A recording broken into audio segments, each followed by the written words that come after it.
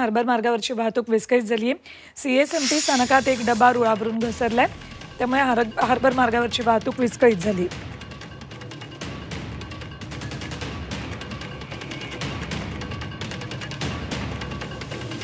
थेट जाऊयात आमचे प्रतिनिधी मनोज कुलकर्णी यांच्याकडे। मनोज, काय अपडेट्स आहेत?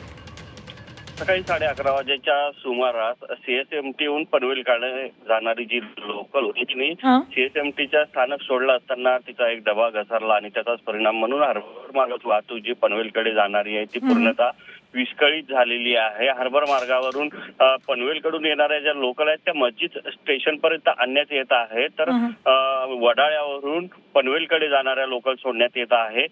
या दरम्यान आता हे जे काम आहे ते सुरू झालेलं आहे। हा डबा जो आहे तो रुळावर आणण्याचं काम सुरू आहे आणि साधारणतः अजून 1 तास तरी या सगळ्या प्रक्रियेत लागणार आहे। तोपर्यंत मात्र जे मुंबईकर प्रवासी आहेत जाण्यासाठी घरी निघाले होते त्यांना याचा सामना करावा लागणार आहे।